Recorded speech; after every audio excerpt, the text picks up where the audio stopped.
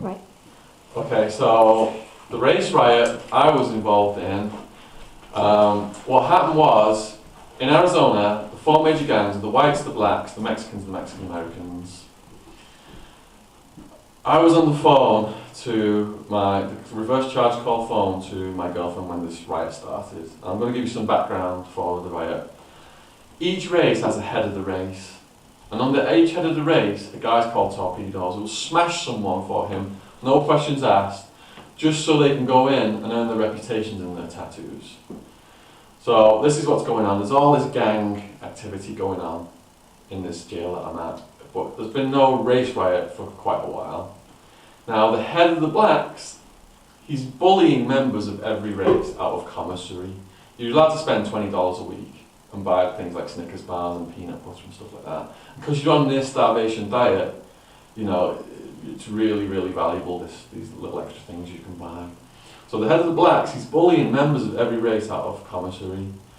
So the three heads of the other races get together, the whites, the Mexicans and the Mexican Americans, and they ask themselves how we're going to deal with this problem.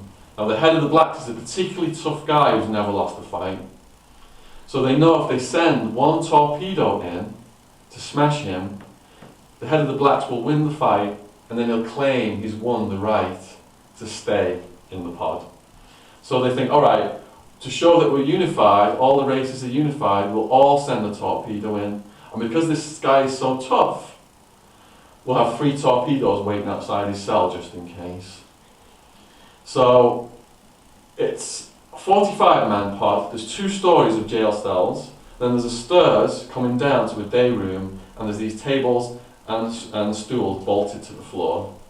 So some people are watching TV, some people are playing cards and dominoes, when these torpedoes from each race go up the stairs to get the head of the blacks in his cell upstairs. As soon as the fighting breaks out, the blacks who are at their table hear the noises of flesh getting pounded and the head of the blacks yelling for help. So they start to run up the stairs. The torpedoes outside of his cell, they start pushing these guys down the stairs, and the whole 45-man pod just breaks out into violence. People are grabbing mops and brooms and doing ninja moves, and it's just insane. Now, I'm just on the phone, like I mentioned earlier, you know, looking around at this, because it's the first time I've been in a riot situation. And the guard on duty that day, he's supposed to wait for backup before entering a riot situation, but he's a particularly tough guard.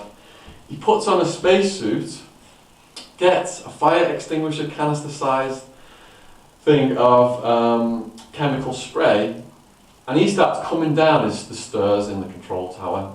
And the bottom of the stairs faces our door. So I'm thinking I need to get the hell out of this situation, get back to my cell. I've tried to get out of my cell. I'm getting pushed back down. I'm pushing people. You know, my aggression has come up then because people are pushing me and I'm pushing them back. I'm just trying to get out of my cell and people are swinging at me and all that kind of stuff. This is an example, again, of if you're a normal person, how can you resist being aggressive if you're in a riot situation? You can't. You've got to protect yourself. You've got to push people away from you at least. You know, you're not just going to take it and not do anything about it. So all this pushing and shoving is going on. I'm trying to get up the stairs. He comes in with the spacesuit. Fortunately, he starts spraying the guys doing the ninja moves with the mops first. Once that spray hits the chemical spray, snot starts running out your nose, your eyes burn, tears run, and so people started to scatter. So after that, I was able to get back to my cell. Now my cellmate at that time, he was an old timer and he knew exactly how to handle a riot situation.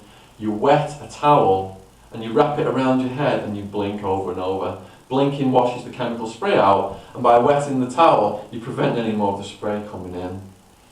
Now, the guards come in there and they back up and they start spraying. The head of the blacks is still fighting, so they go to his cell and they just open up with the spray. And they're fighting blind at this point, but there's only 2 guys in there. There's the head of the blacks and there's the white torpedo.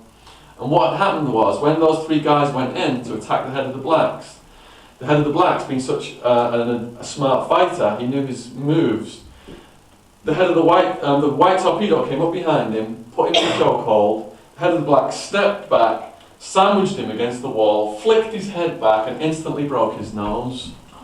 So when those two guys stop fighting, the white torpedo and the head of the blacks, the white torpedo comes out of the cell first. And he's like this middle-aged cowboy guy with this polite cowboy twang.